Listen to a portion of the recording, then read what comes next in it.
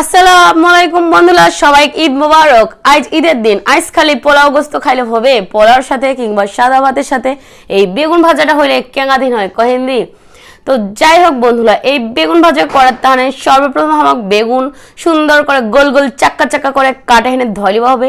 লেওয়ার পরে একটা ভাড়াত সুন্দর করে হেনে উঠে একটু পরিমাণ মতো লবণ দিয়ে দিবা হবে, পরিমাণ মতো হলুদ দিয়ে দিবা হবে এবং পরিমাণ মতো অল্প একটু মরিচের গুঁড়া দিয়ে দিবা হবে।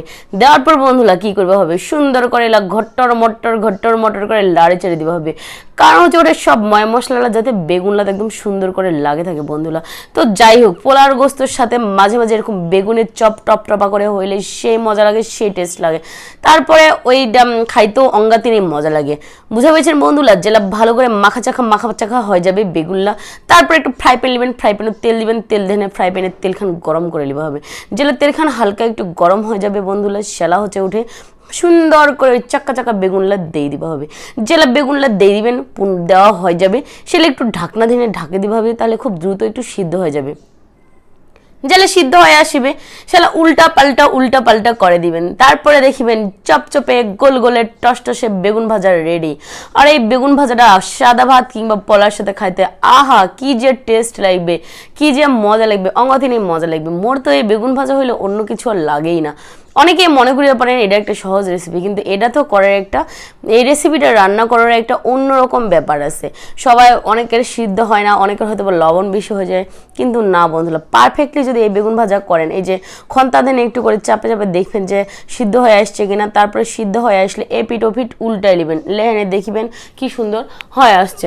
তো এই বেগুন ভাজা দেনে ভাত খাবেন তো অঙ্গাতিনি মজা পাবেন। একবার উঠাই লিয়েছো বন্ধুরা, তারপর আবার তেল দেনে আবার দ্বিতীয়বার বেগুন ভাজার পদ্ধতি চলেছে। আর যদি ফ্রাই প্যান ভাজা হয় তাহলে অল্প তেলেও ভাজা হয়, ঠিক আছে। তারপর পুনরায় আমরা যে বাকি বেগুনলা বাকি আছে সেটা আমরা সুন্দর করে ভাজি নেব।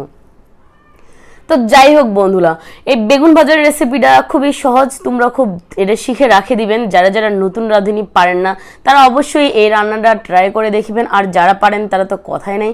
অবশ্যই মোক লাইক দেন, কমেন্ট করে আর বেশি বেশি শেয়ার করে মোর পাশে থাকবেন, রোদেলার রান্নাঘরের পাশে থাকবেন এবং এরকম অভিনব খুবই অল্প খরচে যা রেসিপি দেখিবা মন চায় সেই রেসিপিটা দেখা পাবেন বন্ধুরা। তো যাই হোক, তোমরা হচ্ছে কে কি রেসিপি পারেন মোক অবশ্যই কমেন্ট করে জানাবেন, তাহলে মুই ওই রেসিপিটা সুন্দর করে হেনে রান্না বান্না করে হেনে উপস্থাপন করে দিম। কারণ মুই তো আর পৃথিবীর সব রেসিপি জানো এঙ্গাতিন না, তোমার ঠাও মোর শিখার অনেক কিছু আছে। যারা মোর ভিডিওটা দেখছেন তারা অবশ্যই তোমার নানান রকম রেসিপি যেটা আছে সেটা মোক হচ্ছে কমেন্ট বক্সে দিয়ে দিবেন এবং মুই রান্না করে তোমাকে দেখাম। তো যাই হোক বন্ধুরা, ফাইনালি বেগুন ভাজা রেডি। আর মুই পোলাও ধরে বেগুন ভাজা খাম। তোমরা সবাই ভালো থাকবেন, সুস্থ থাকবেন। আল্লাহ হাফেজ বন্ধুরা।